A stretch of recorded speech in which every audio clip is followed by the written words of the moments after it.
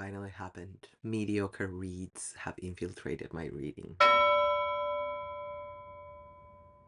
Hello everybody, I'm Oliver, this is Chaotic Bibliophile, and because read books to review on Tuesday Reads have started piling up, I decided to do a little bit of timeline jumping and bring together some of this year's DNFs and disappointing reads that I've come across this year, which I have to reiterate has been an outstanding year, in large part due to me being very decisive with DNFs, even when the DNF is a maybe sometime in the future, but definitely not right now. It's just been really liberating. Still, there are some reads that I finished that are a bit underwhelming, and I just wanted to tell you about them. So this video is not all negativity. I will finish with 2 rereads that definitely stood the test of time. Also, I hope these don't make too much noise because I really didn't think it through when I chose to wear this jacket to recording, but it is cold. Maybe this is the one video where I tried not to be too just hands about it. Let's start. The first book I need to tell you about makes me really sad, and it's Humankind by Rutger Bregman, translated from the Dutch by Elizabeth Manon and Erica Moore. The tagline for this is A Hopeful History, and its main aim is to flip the narrative that humans are inherently selfish, and it promises an overview of history to prove that that is not true, that actually human nature is quite altruistic in its core and quite community driven, which it's an argument that I actually mostly hold and that I'm ready to believe in spite of great atrocities. Obviously in the introduction it tackles we only hear bad news and we have a bias towards sadness and misery and all of these things. The best example occurs early on, and it's about the real life Lord of the Flies, which I didn't know was an actual thing, but there were some kids that were stranded in an island and they basically happened to build a socialist utopia until they were rescued.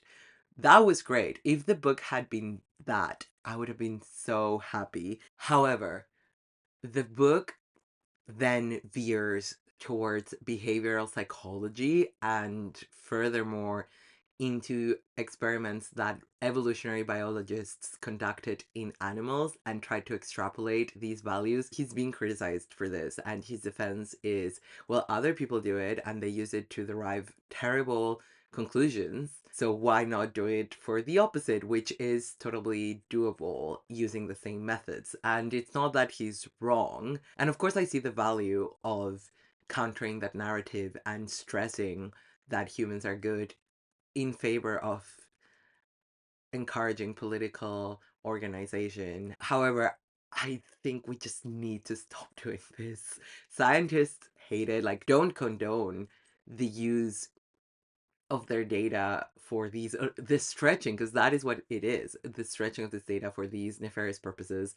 There has been so much damage done by books that support conservative ideas using these methods that I honestly don't think the path forward from that is to use the same methods to reach better conclusions. I think we just need to stop. And if this book had only been a hopeful history of humanity, not going into any of the behavioral psychology, evolutionary stuff, I would have been so happy. I was getting so incensed about it. I wanted to shout, why are you telling me this? The political project is admirable, but this should have been a book-length essay with the introduction at its core.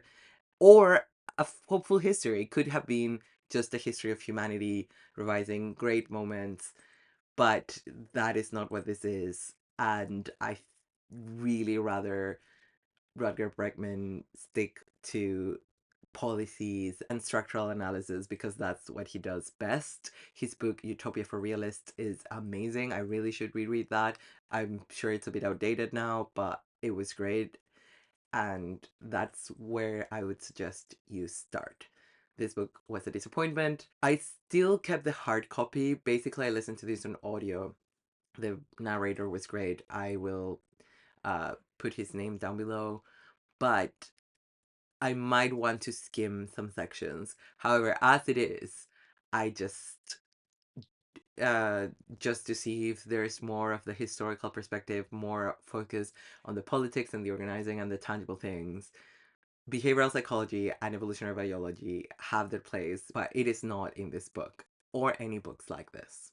So after that, I needed a new audiobook, and even though I'm trying to only listen to books that I own currently, I made an exception because I needed a sure thing, and I tried All Consuming by Ruby Tandoh. I love Eat Up. Cook As You Are is my cooking Bible. So I had really high hopes, and it seemed that the book was gonna deliver because the introduction was banging. It all started coming apart after that. Ostensibly, this book is about why we eat the way we eat now. And again, the introduction does make it sound like that is what it's going to be. However, then each of the sections feels so long and repetitive, and then you sort of forget that that's the main aim of the book. As far as I got, there is a long bit about how recipe consuming has changed because of the internet.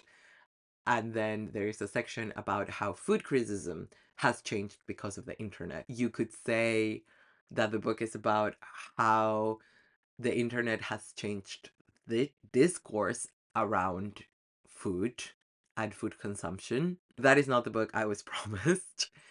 And even with that in mind, the book just feels both really unfocused and very repetitive, which is just not very pleasant to listen to. Again, if I was reading this, I would have more patience because I can just skim the repetitions and get to the meat of it. And of course, Ruby Tandoh makes really good points because she's really smart and she is a good writer. I just think with a tighter edit, this could have been so much better. As it is, it's a DNF for me. Even with those two, the next one is the most disappointing of them all.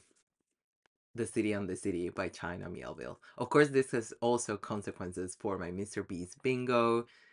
Linked down below and in the eye as always. I do have a plan B and a plan C, but I am just really sad that this didn't work at all for me. This is a high concept sci-fi about, well, is it sci-fi? It's more like a twist in the detective genre. It's also kind of weird fiction. In any case, it's about this state of affairs where there are two cities that sort of occupy the same physical space but are from different countries, and you train yourself as you grow up to unsee the people coming and going, if that makes sense.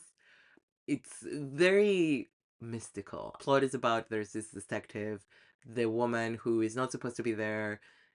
She's from a different city. She appears dead in a place she shouldn't have, and we're trying to find out her killer. This I would describe as extremely Borgesian derogatory. It's just one of those where the concept is so captivating and the author is so enamored with it, but the story is so lackluster. The structure of it is just quite dull. It also has this thing that it's almost a comical parody of when people make fun of sci-fi and fantasy and YA over explaining things and just throwing a bunch of words and stuff.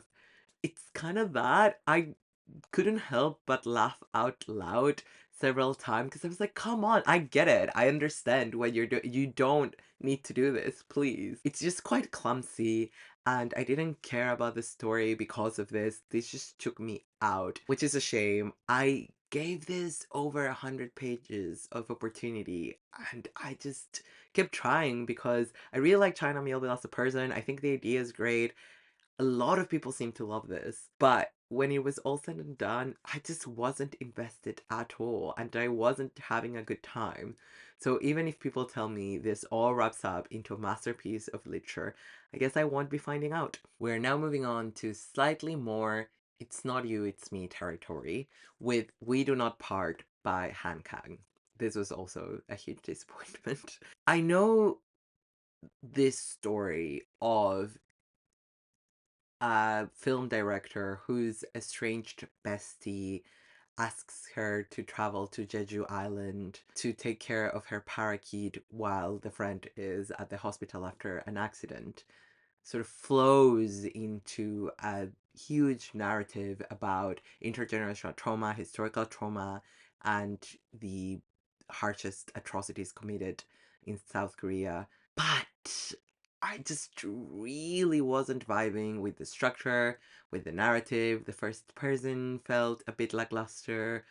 The flashbacks weren't working for me. I mean, there are some beautiful descriptions of landscape, especially, and I can see how this could be compelling for so many people. But I could just feel after around 60 pages that it was only just going to be okay.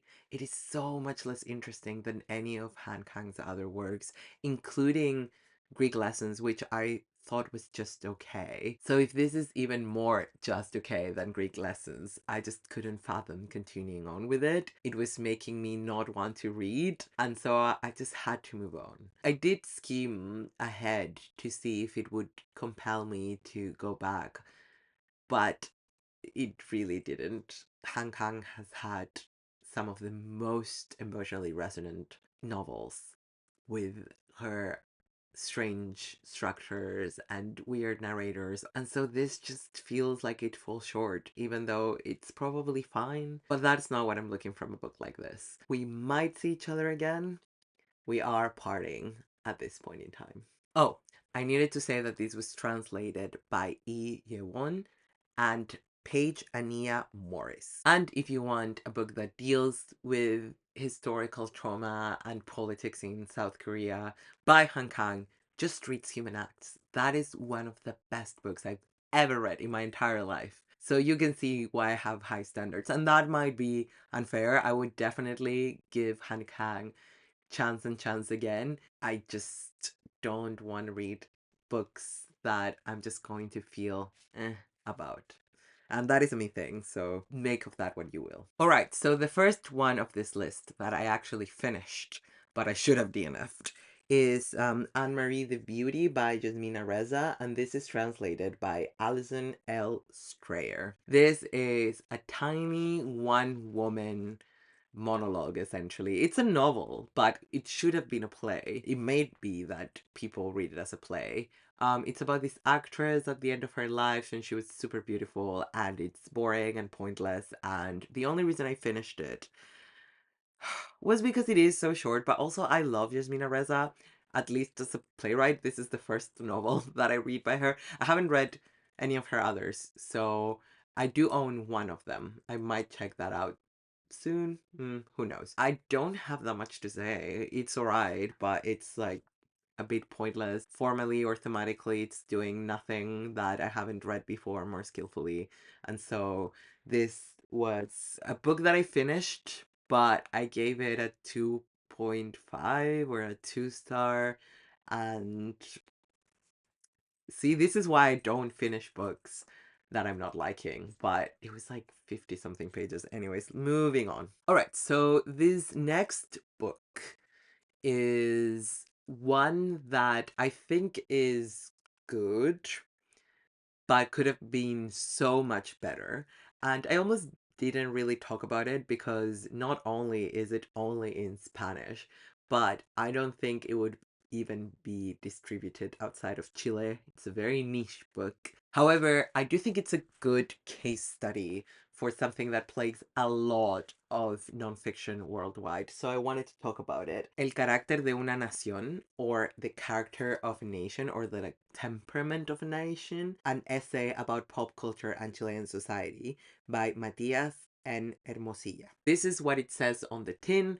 It's a look into Chilean pop culture, especially from the 90s, after the dictatorship ended and we started like the transitional period up to I think 2019, 2020, with obviously the political revolts, and then I think it touches upon COVID, although I honestly do not remember. This book overpromises on the academic front, but also under delivers in the personal narrative front. It's not really a personal essay, it's supposed to be sort of more analytical, more like cultural criticism, sociology, but the result of that is just bite-sized anecdotal info that feels like it should be backed up with data, but it's not backed up with data.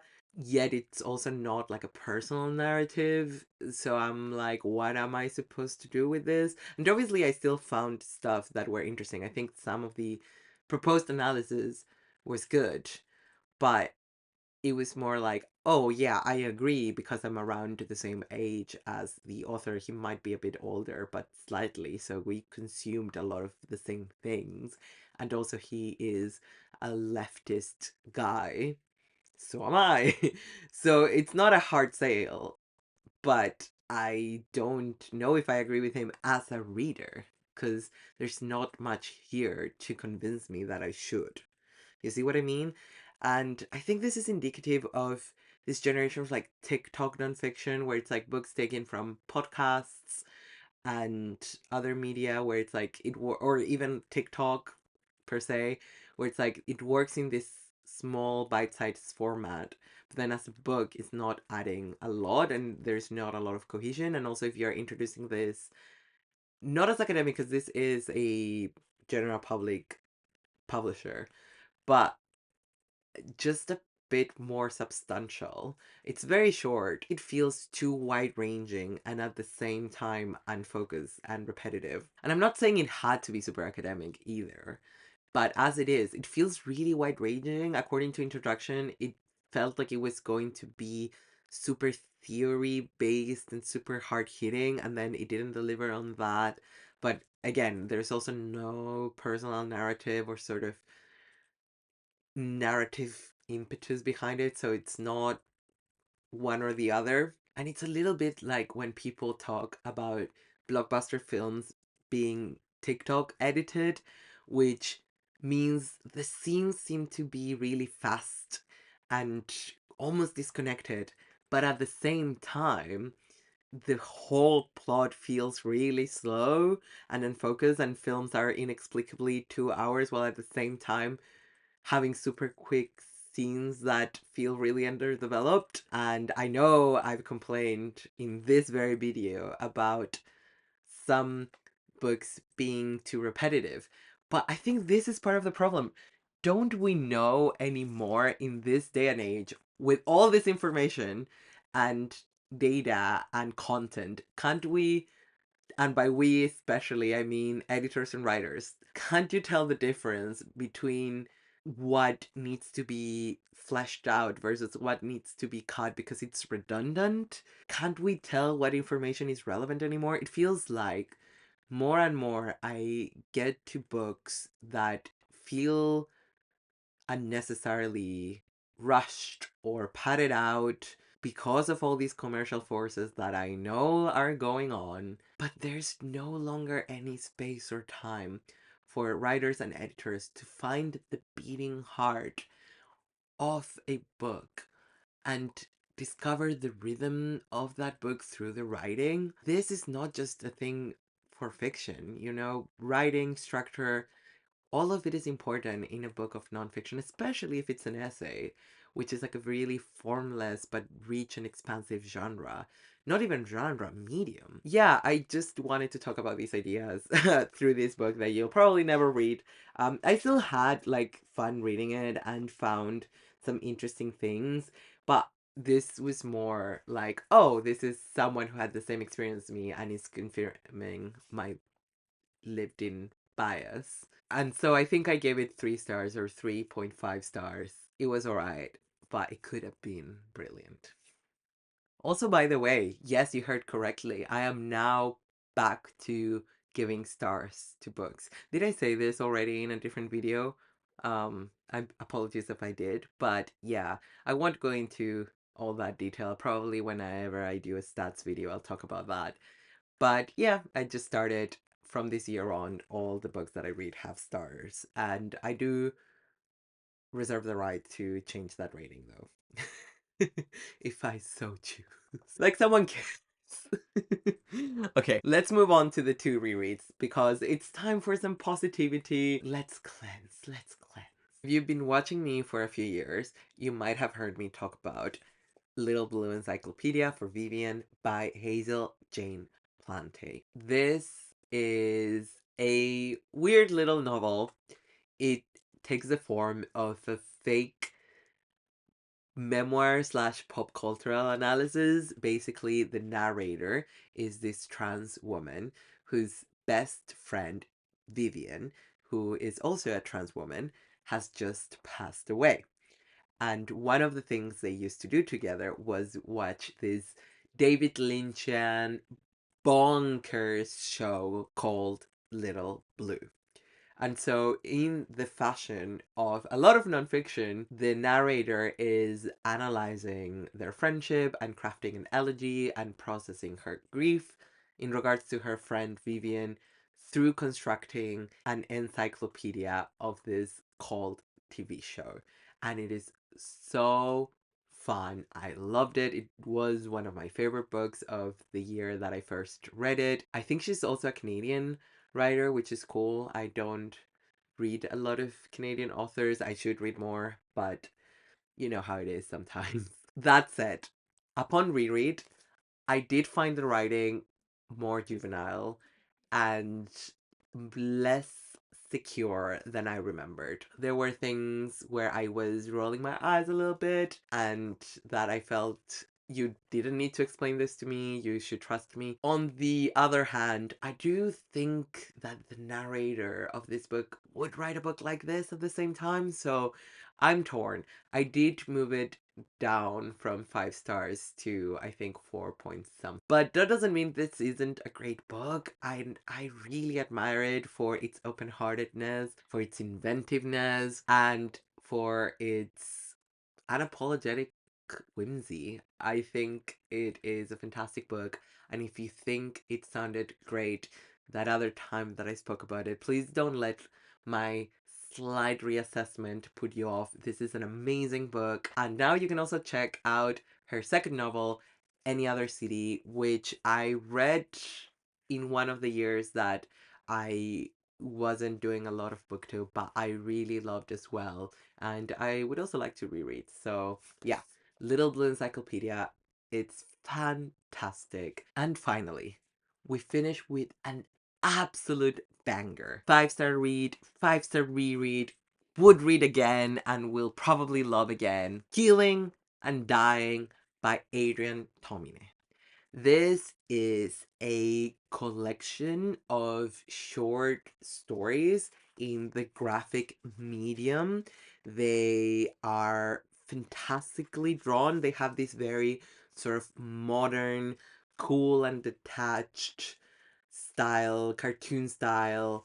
The palettes vary from story to story, but they are all just expertly crafted. They work so well on their own, and together they just paint this portrait of contemporary life that, I'm not gonna lie, can get a bit depressing, but I find that in spite of some of the stories being big downers, there is a lot of humanity in them. There's some humor, definitely some catharsis, and a feeling of pushing through that I think needs to be celebrated and can be quite hopeful and reassuring.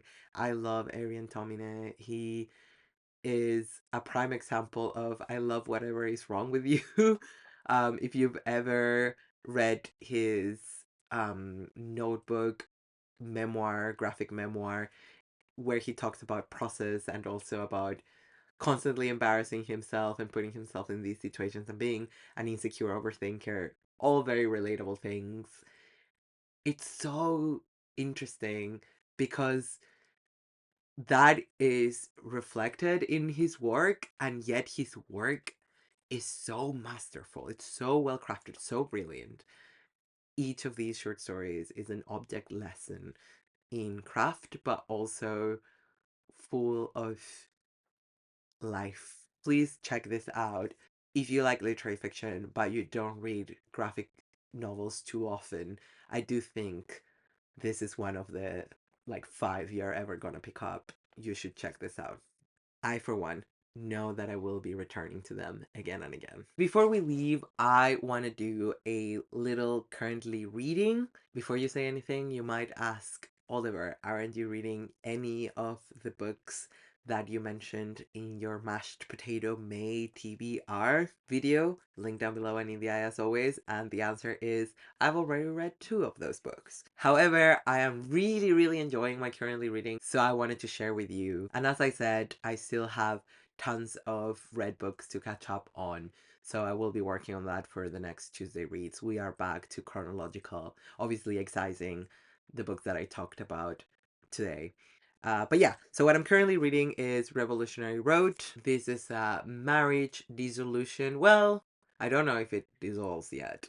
But yeah, it's a 50s American dream marriage novel, and I am absolutely adoring it. So like this following book, that book goes towards my Mr. Beast bingo TBR, so I'm pleased about that. I am also adoring 41 False Starts, Essays on Artists and Writers by Janette Malcolm. Banger after banger. How come I haven't really read Janette Malcolm until now? Who knows, but I'm definitely glad that I'm reading her now. To be fair, I am glad I'm reading her now rather than before, because when I first started reading this collection, and I have since returned from the start, I hadn't read a lot of the books that she talks about here, and now I have. So that's good. Finally, you've heard me talk about this, and it's Crime and Punishment by Fyodor Dostoevsky. This is translated into Spanish by Rafael Cancinos Asens. I have started the quote-unquote second part. We're doing book club, and the first 3 parts were our part 1. Yeah, this is so good so far. Very feverish. I will obviously talk about it when I finish it, which will be this month. I don't know if I'll get to talk about it this month. You know what I mean. In any case, so good. Whoever claims that Brothers Karamazov is better hates character development. Those are the main 3 books that I'm reading right now. Please let me know what you're reading. Have you read any of these books? Do you want to read any of these books by hearing me talk about them? And I think that's it, really. If you don't know what to comment, but you still want to leave a little comment to signal that you were here, you can leave me an item of clothing in... I mean, I wanted to say a jumper, but I don't know if there's jumpers in emojis. But you can... an item of clothing. And if not, just a little smiley face. That's always good. Alright, see you next time! Its imagination for its inventiveness. I for one know that I will be whoever says this is better, sorry, whoever says woo, that's terrible.